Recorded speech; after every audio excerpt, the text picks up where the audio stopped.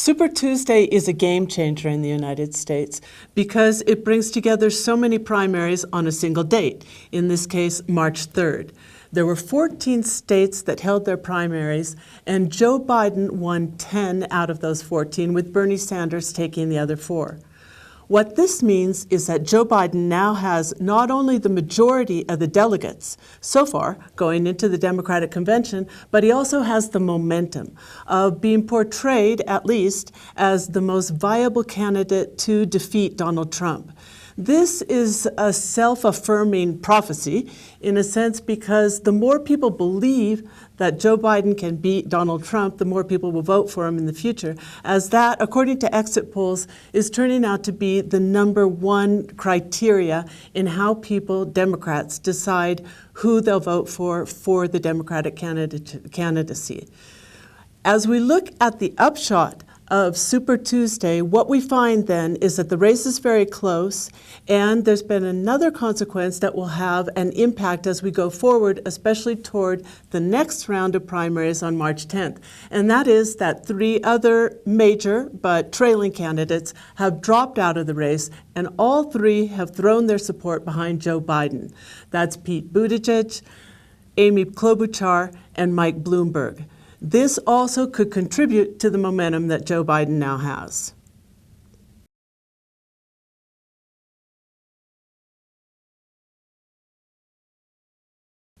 It's interesting when we look at the history of how Super Tuesday evolved. In 1988, the motivation for creating a single date on which a package of primaries were held was actually to contribute to the possibility that the Democratic Party would have a more moderate and centrist candidate. That's exactly what has happened this year. Now, how does that happen? Basically, it's because they've tied together liberal states on the coast with especially southern states that traditionally have a far more conservative perspectives even toward the Democratic Party. This kind of balances them out, and by winning those southern states on one day gives the moderate candidate more momentum going forward. This is certainly what has happened with the 2020 Super Tuesday primaries, and now we find that Joe Biden, having won those southern states, largely with the help of the black vote, and including the liberal state of Massachusetts, but with a major loss in the mega state of California, still has a significant advantage going forward. Here's where we see one of the many mechanisms that the Democratic establishment has to put the brakes on more progressive candidates within the primary system.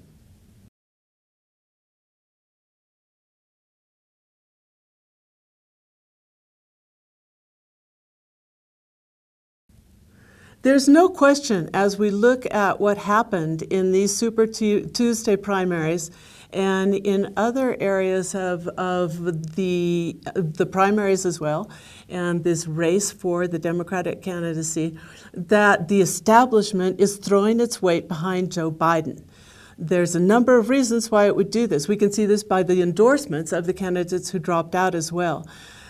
Bernie Sanders is a self-proclaimed socialist candidate. He's a progressive candidate. He has a number of positions that directly challenge a pro-corporate capitalist establishment within the United States.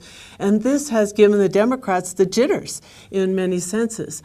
What they have done here is to reaffirm a candidacy that keeps them in their comfort zone, but that may, in the end, have less of a chance of beating Donald Trump in the presidential elections.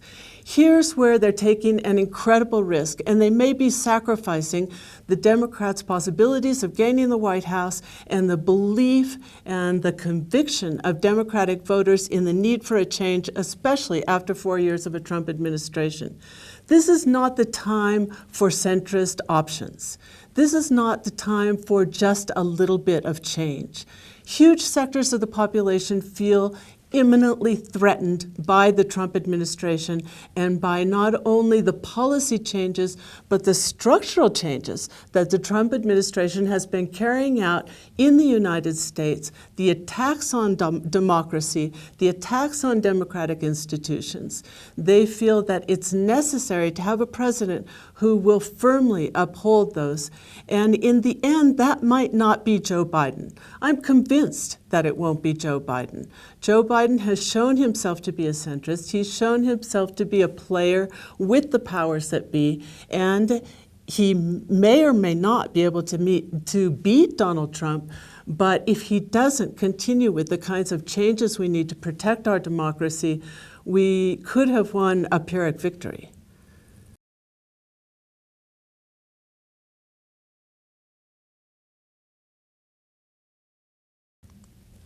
Bernie Sanders now approaches, especially this round of primaries to be held on March 10th, with a disadvantage. He has fewer delegates, and he's also being seen as the less viable candidate. What most observers believe is that most everything will rest on the primary to be held in the state of Michigan. It's a big state, and there are two sectors there that will really decide it. Blue-collar workers, where Bernie has a significant base, but where Biden also could have an appeal. And then, again, the significant black votes, especially coming out of Detroit. If Bernie Sanders can win the state of Michigan, he's a contender going into the rest of the primaries and arriving at the Democratic convention. There's a sense that if he loses the state of Michigan, he'll have a real uphill battle.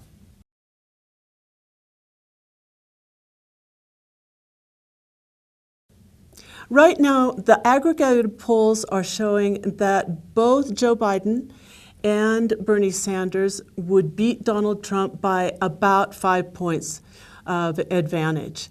So both of the candidates right now have a good possibility of beating Donald Trump. But after the candidate is chosen and we begin to see the smear campaigns, we begin to see what the Republican Party and the Trump team has up their sleeves, it will really define which candidate can come out more strongly. Bernie Sanders is a fighter. Joe Biden has a number of weak flanks. It looks like Bernie Sanders, because of that hardcore vote from the Latino population and from the youth population, if those two sectors are mobilized to a degree that we actually haven't seen in previous elections, Bernie Sanders has the better possibility of beating Donald Trump by a significant margin.